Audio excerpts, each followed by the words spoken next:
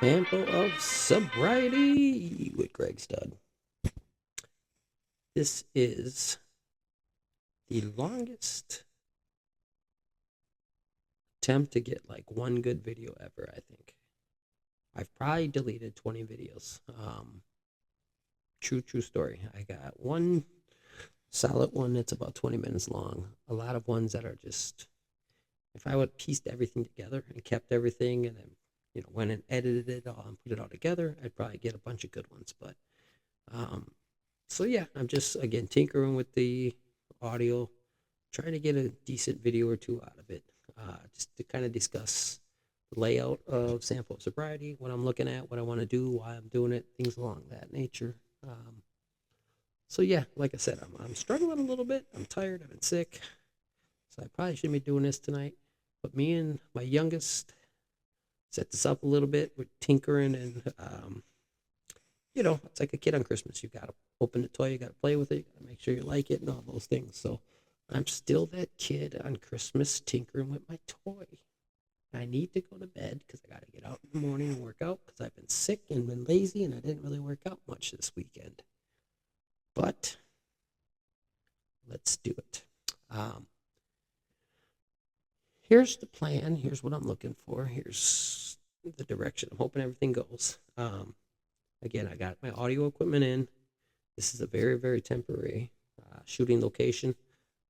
Most likely going to shoot from my office, which won't be up till February 3rd. So the goal is to have on Spotify, iHeartMusic, and Amazon a new episode drop every Sunday at 7 o'clock. The first episode I'm shooting for would be January 26th. I know it seems far out, and I said at the beginning of the year, but I am in the process of putting everything together. Again, I still work. I still have to go cheer my little heart out for Ella's volleyball team on the next couple weekends. So I will be fitting all these recordings in between all that. So bear with me here. I will be doing lives and just having some fun with this. I think at the end of the day, it's an outlet for me to express and share my recovery, and to continue to grow in my recovery. And I think that's extremely important. I think one of the hardest things for me to do is talk about being in addiction, but it's also one of the easiest things for me to do, if that makes any sense. Um, what makes it so hard is it seems so bizarre. It just seems, it doesn't even seem like real. It doesn't even seem real sometimes because I was so like anti-drug growing up. I tell people all the time I drank more in grade school than I did in high school, and that's a true story. I'm not saying it to sound any certain way, but I mean, I drank more in grade school than high school. I had three older brothers. Two of them partied a lot. In high school, I wanted to be exactly like them. They were supposed to take me to school. When they didn't, that meant I got to hang out at their high school parties. How flipping cool am I? I'm a 8-year old hanging out at high school parties. Like, I was like beyond the man. Like, how cool are you to skip grade school to go to a high school party? I mean, think about that shit. And that's what it was. So, that part of it, um, it seems that doesn't seem real because, after that little grade school thing and my brothers got older, they left the house. Some shit I seen around alcohol because of my brother's drinking and like how unhappy my dad was. That's a story for a whole nother day. Um, but yeah, like I became fearful of drinking. My dad just he didn't play. He was not happy about any of that shit, and so I never drank in high school. I'd go to parties. I didn't drink till senior year. At the end of the year, spring break, first time I started to drink. I was Toucan Sam. I was hammered after 2 beers. Panama City, Florida did it. That's where I started to drink. Um, that's, yeah. So, That's the part, like, it doesn't seem real. I was anti-drug. I was an athlete. I didn't smoke weed. Even later in life, when I started to sell weed, I didn't smoke weed because it would affect, profits, and I wasn't trying to sell weed to not make money. So, yeah, it was just doesn't seem real in that aspect. Um, when you're so anti-drug for so long, and I mean, like, I didn't start doing drugs till I was like 35 years old. Like, who the hell starts at 35? So, like, the fact I started at 35, um, also doesn't seem real. Like, my life, up until that point, like, my life was perfect. I thought. Clearly it wasn't. And again, there was things, bumps in the road and mistakes made and, things of that nature. But, I made really good money. I had a beautiful wife. Just, the coolest person you could ask for. Super cool. Personality, that's, to this day, like, her personality's super cool.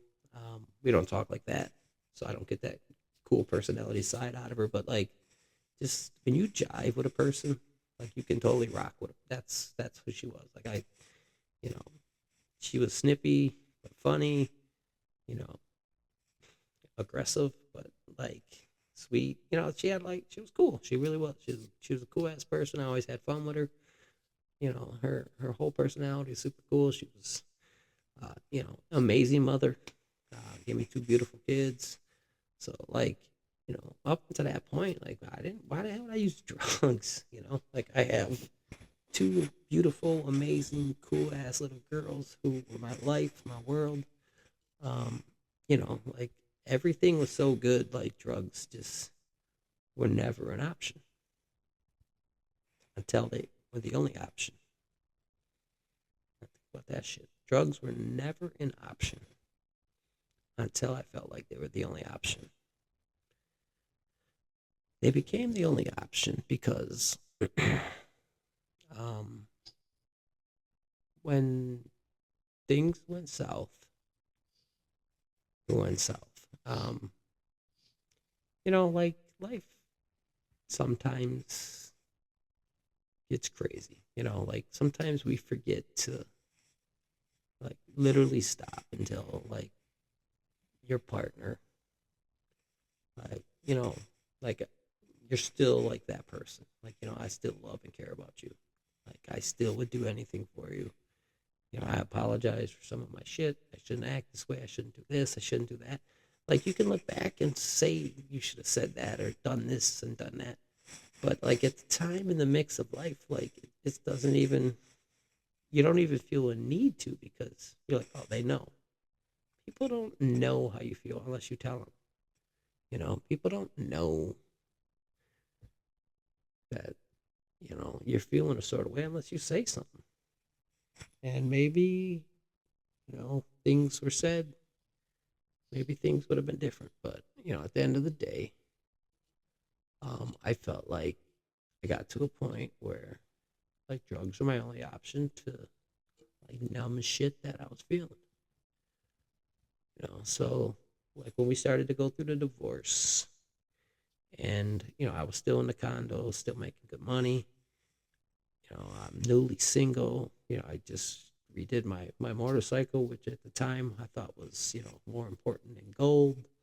I was like, basically my life was my girls, my Jeep, my motorcycle, and then work. Like, my priorities were all fucked up. I was newly single. I just got the car that I always wanted. I just redid my bike the exact same way I always wanted. So, my life was fucked up. My goals were in shitty spots, and, I was in a position I never was in. I haven't been single since I was like 13 years old. Like, I was always with somebody. So to be newly single, and then, you know, you go from, like, being with somebody forever to, like, this newly single guy that all of a sudden everybody likes. It also inflates that ego.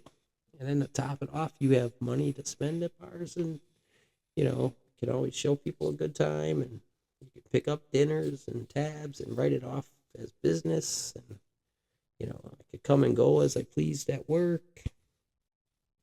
If I wanted to leave work and go buy half a pound of weed every Friday and sell it, you know, like I was doing, who's going to tell me I couldn't? I own the company. So, that, it all kind of continued to like form this fucking glob of like, you know, despair, like this glob of unhappiness, like all this bullshit. Like you kept like lying and hiding, and hiding behind, and like this all just like added to it, So like it would just grow and grow, and before I knew it, like this little freaking, I ended up building myself like a fortress of bullshit, a fortress of despair, depression, that like this was my new tower. Like, I'd be on top of it. Like, look how fucking cool I am. My kids are only here part time. I don't talk to this girl that I've been best friends with for the last 20 years. And, you know, I'm throwing frat parties at my freaking condo. Like, I literally did that. I had a frat party at my condo. So, like, that's like the shit that, you know, led me to wanting to numb. I did everything else to numb besides the drugs for a while. And I dated a, super, super beautiful, amazing female that I known for a very, very long time. I dated her for like 2 years during all this chaos. Give or take, whatever. But it was like 2 years. She was cool. She's very cool. Like even to this day, she's beautiful. She's super beautiful. She's crazy gorgeous. Amazing body. She's a very, very pretty girl. But yeah, I didn't give a shit. End of the day, like I just wanted what I had back, and it wasn't an option. So when it's not an option, we just freaking pretend so hard like that shit don't matter. It don't hurt. That just kind of continued to grow and grow inside until, the pain's too much. You got to get rid of the pain. What do? Get drunk, get high, get something, whatever alters your thinking, whatever can trick my mind into thinking I was okay. That's what I would do. So soon, like the drinking became like it was the every other weekend thing for a while, going out hard. And then she'd stay at the condo. The new little girlfriend would stay at the condo for a while. And then, yeah, like I even fucked that up because I was just nuts. Like, then I started buying the pills and using the pills. And, once that all started, yeah, even like, like I said, the girlfriend was somebody I known for a long time. Super cool. She's sweet as hell. She's super sweet. One of the nicest people. Um, yeah, I ruined that shit because I was just nuts on the drugs. Like once I got the pills hit and stuff, like I was crazy. I couldn't do enough, and you know, I believed my own lies. I would tell myself shit. It totally made sense. Like, oh, just you know, tell her this, she'll believe it. And I would say it, and then come out my mouth, and she'd be like, "What the fuck did you just say?" I'm like, the reason I couldn't come is I was up north cutting down a tree with a spoon, and then I brought it back on my mountain bike, and then I had to get the girls by their mom. Like, that's the stupid shit I would come up with. Like, it literally sounds like the dumbest story ever. That's literally my excuses about things. I'll never forget one night. I don't even know. Like, I was at my house. Like, I was so. It was Thanksgiving. That's what it was. So it was Thanksgiving, and she was gonna stay in. I was gonna stay in. At this point, I'm using it on a regular basis. Pills, just pills. But I was doing pills like crazy. Uh, so I had just bought like 190 greens, 15s. I had just tons of them, tons and tons. Like I was dropping them everywhere because I was so high. And she called then on Thanksgiving, the night before Thanksgiving. And she's like, hey, I do want to go out. You want to go out? And at this point, I've already consumed like 10, 12 greens. And I'm like, yeah, yeah. So I lined up like 5 or 6 more, ripped them, slammed a couple bottles of, or a couple drinks of Sailors and Diets, and I went to get her. By the time I left my house to go get her, I was already just plastered. All I remember, we went to one bar, and I remember waking up in the passenger seat of my Jeep with a totally different chick driving. I got there where I was, who was driving, and that's when I was just like, yeah, this is getting bad. But didn't stop me. Went years after that, still used, that was early on. That was 7 years ago, at least, So that's, like I said, it's the part where, like, I can't believe I did it. But then at the end of the day, I can, And I'm glad I did for a few reasons. Like, I learned not to take relationships for granted anymore. That's one thing I learned from my addiction. Doesn't mean anything I can change from the past. I can't just go back and, make that correction for, the girl's mom. And even having the girls every day. Like, I took that stuff so much for granted. It was insane. Like, even here's how simple life was too. Like, we had a custody agreement worked out that would have literally been pretty great for me. Like, literally would have been pretty smooth for me. The only problem is like the day of court, like I decided to get arrested, by my actions. So I didn't get to go to court to get those custody arrangements put in that would have made these last like 6, 7, 8 years, whatever the time is, uh, a lot better because I would have been around my girls a lot more, right? But who knows with like what my addiction would have been. So at the end of the day, me getting arrested probably helped my girls, realistically, and maybe it wouldn't have, maybe I would have gotten better earlier and wouldn't have been so alone and wouldn't have like felt lost and all that stuff. So who knows? But at the end of the day, the best thing happened for those two little girls. Like, yes, I think I'm a good father. I know when things were right and I was around all the time, like them kids and they didn't want for anything, and the most important thing they got was daddy's attention on a regular basis all the time, as they still do. But let's say I get them the arrangement that was supposed to happen. So they're with me just as much as the mom, you know.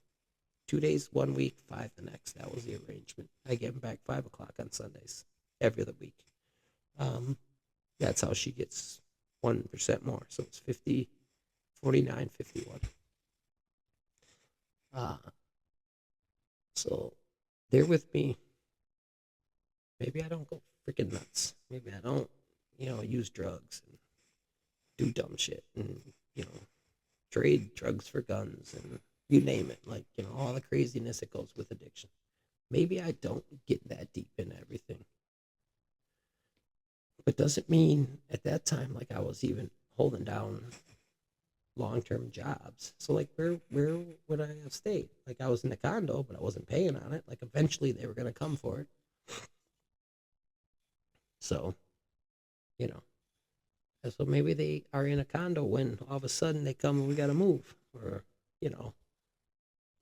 maybe, in the middle of the night, dad sneaks out to go get some drugs and somebody comes in the condo and something happens. Like I can sit here and play the maybe what if games and all that all till I'm blue in the face. Um, and trust me, I think, what was supposed to happen happened.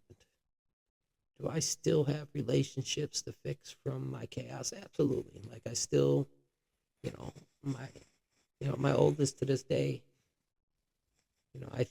I know that she's probably heard things from mom and from, that side of the family. And, maybe has opinions, doesn't really say it. But again, I'm also very honest and open with them. If they want to know about stuff, it's not their mom's fault how I handled the situation, you know. So I can't sit there and say, yeah, your mom is the reason that dad used drugs. She's not. Uh, Grown ass man, I'm the reason I use drugs. And again, it's one of those situations where it, it's it happened. I can't change one thing that happened. And at the end of the day, like, all I have done is learn from shit. Learn from it, be honest, and hope you guys don't go down my path. And by you guys, I mean everybody, but obviously my daughters, you know. So it's a lot of rambling for a video I'm going to delete. Bam!